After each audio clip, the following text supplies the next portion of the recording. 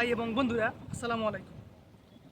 কুতুবদিয়া দ্বীপ থেকে আপনাদের সকলকে স্বাগত জানাচ্ছি। আমি মোহাম্মদ আনোয়ার হোসেন।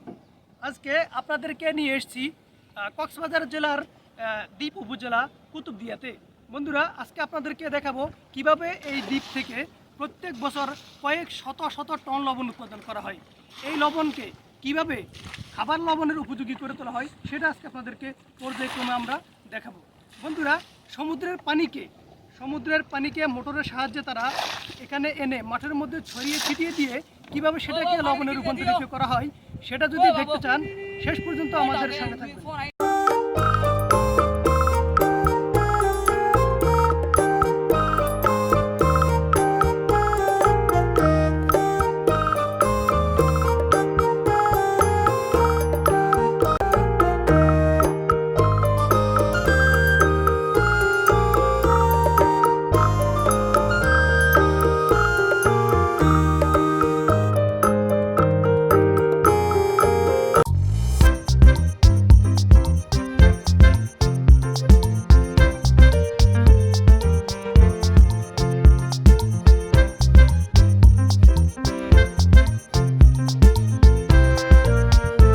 সুপ্রিয় দর্শক ভাই এবং বন্ধুরা, এরপর যে আপনাদেরকে নিয়ে এসেছি আমাদের যে একজন লবণ চাষির কাছে। এই লবণ চাষির কাছ থেকে আমরা শুনবো কিভাবে তিনি লবণ উৎপাদন করে থাকেন, সমুদ্রের পানিকে কিভাবে ছড়িয়ে ছিটিয়ে পলিথিনের মধ্যে ছড়িয়ে ছিটিয়ে তিনি লবণ উৎপাদন করে থাকেন। ভাই, আপনার সাথে একটু কথা বলা যাবে? আচ্ছা, আপনি যদি একটু কাইন্ডলি আর একটু কাছে আসতেন তাহলে একটু সুবিধা হতো। কী নাম আপনার? আমার নাম মোহাম্মদ হেলাল। মোহাম্মদ হেলাল। আচ্ছা, আপনি কত বছর যাবত এখানে লবণ চাষ করেন?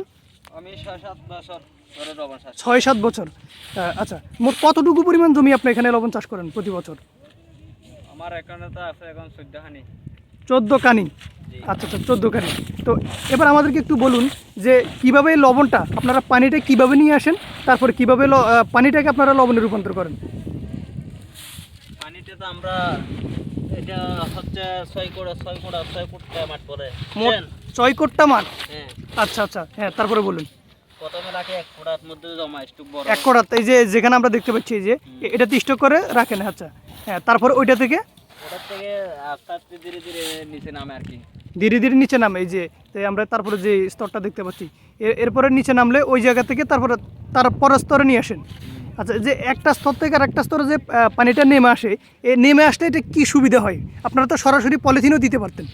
না, সরাসরি পলিথিনে দিলে তো লবণ হবে না। লবণ হবে না? আচ্ছা, মানে পানিটাকে একটু ঘন করার জন্য।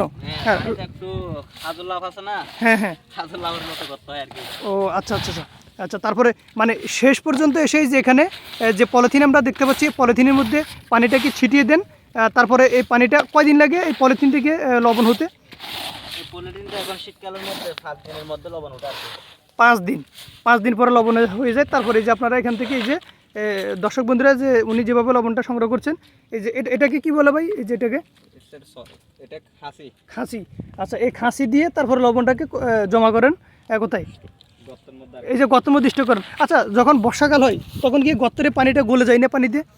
না, যাবে না। কিভাবে আপনারা একটু বলুন কিভাবে এটা করেন? এটা লবণাক্ত পানি দিয়ে লবণটা আমরা কি গর্তটা মাটি দিয়ে ভরে দিই, তখন এর 10 নম্বর সিঙ্গেল দিলে পানি আসলে লবণ যাবে না। ও আচ্ছা, উপরে মাটি দিয়ে চাপা দিয়ে দেন। আচ্ছা, এবার আমাদেরকে একটু কাইন্ডলি বলুন যে প্রতি বছর আপনারা মানে যে লবণ চাষ করে থাকেন, তাহলে এক কানি জমিতে কি পরিমাণ আপনাদের খরচ হয় এবং কতটুকু লবণ উৎপাদন একটু আমাদেরকে বলুন। এক কানি জমিতে আমাদের 40-45 হাজার টাকা মতো খরচ হয়। 40-45 হাজার টাকার মতো খরচ হয়। আর আপনারা এক কানি জমিতে মানে কয় মণ লবণ প্রতি বছর পেয়ে থাকেন? 300-350 মণ। 300-350 মণ। তো ওইটা 1 মণ লবণের দাম কত হয় অ্যাভারেজ? আপনি একটু কম বেশি হতে পারে, অ্যাভারেজটা বলুন। এভারেজটা এখন চলতেছে 350 টাকা। 350। এর সর্বোচ্চ কত টাকা হয়? সর্বোচ্চ এখন তো এটা জানতে পারবো না, এটা তো আগার পিছিয়ে লড়াচড়া হয় আর কি রেটটা। আচ্ছা, তাহলে আমরা যদি গড়ে 400 টাকা ধরি মন, তাহলে এক কানি জমিতে কত টাকা লবণ বিক্রি হবে আপনার একটা আনুমানিক? 400 টাকা হিসাব করলে লবণে এক কানির মধ্যে 300 মণের হিসাব করলে 300 মণ, 3-12, মোটামুটি 12 লাখ টাকার মতো লবণ বিক্রি হয়। আচ্ছা, দর্শক বন্ধুরা, আপনারা শুনলেন একটা জমিতে কী পরিমাণ লবণ চাষ হয় এবং কী পরিমাণ তাদের খরচ হয়।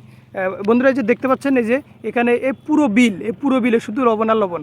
এই যে কুতুবদিয়া এই দ্বীপে এদের প্রধান যে পেশা এটা হচ্ছে লবণ চাষ। এই বন্ধুরা দেখুন, এই লবণ, এই স্তূপ, শুধু লবণের স্তূপ দেখা যাচ্ছে, শুধু লবণ আর লবণ, লবণের মাঠ। আচ্ছা ভাই, আপনার সাথে এতক্ষণ কথা বলে আমাদের অনেক বেশি ভালো লাগলো। আপনার মূল্যবান সময় দিয়ে আমাদেরকে সহযোগিতা করার জন্য আপনাকে অসংখ্য ধন্যবাদ ভাই। ভালো থাকবেন। দর্শক বন্ধুরা, আজকে এই পর্যন্ত। আপনারা দেখলেন কিভাবে লবণ চাষ করে। বন্ধুরা সুস্থ থাকবেন, সবাই ভালো থাকবেন, আর এই লবণ চাষি ভাইদের জন্য দোয়া করবেন, এই কামনায়। আল্লাহ হাফিজ।